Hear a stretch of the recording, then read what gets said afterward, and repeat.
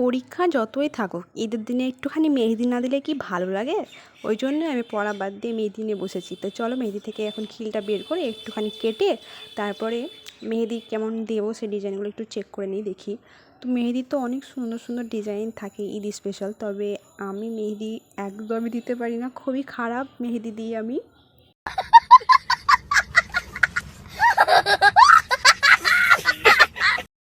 খারাপ দিই বলে কি মেহেদি দেবো না, তাই কি হয়? তো চলো আমি এই মেহেদিটা চুজ করেছি, তো দেখি কতটা পারি, তো সেভাবে দেওয়ার চেষ্টা করি দেখে দেখে একটুখানি।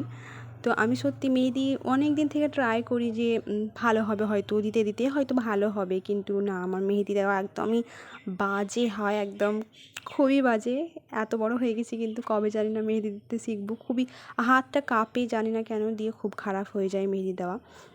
লেখা তো এরকম হয় না, কলমের মতোই তো মেহেদিটাকে ধরি, কিন্তু কেন বুঝি না যে এত খারাপ হয় কী করে। তো যাই হোক, খারাপ হলেও তো মেহেদি দিবই, যেহেতু কেউ নেই আমি দিচ্ছি নিজে নিজে। দেখো অত বিচ্ছিরি মেহেদি দিই আমি। আগে দিদিদের কাছে দিয়ে নিতাম, কিন্তু বিয়ে হয়ে যাওয়ার পরে ওরা তো সব শ্বশুরবাড়িতেই থাকে, তো মেহেদি দিতে তো একটুখানি ইচ্ছা করবে ঈদের দিন, ওই জন্য আমি নিজেই যা একটু পারি সেটুকুই দেওয়ার চেষ্টা করি। ভাবি যে হয়তো রঙ হলে ভালো হয়ে যাবে, আর সত্যিই তাই।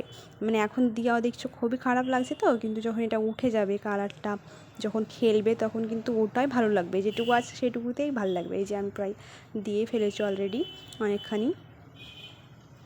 আর মেহেদি দিতে যারা পছন্দ করো তারা অবশ্যই জানিও।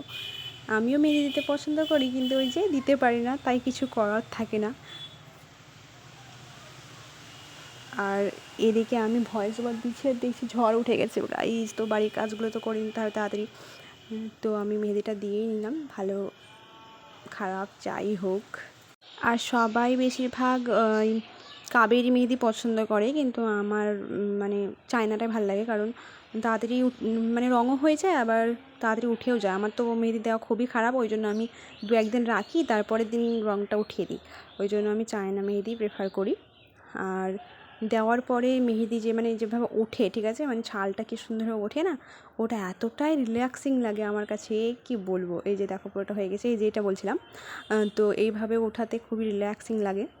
তো চলো টাটা, আজকের মতো ফিরে আসছি অন্য কোনো ভিডিওতে। ভালো লাগলে লাইক কমেন্ট শেয়ার করে দিও।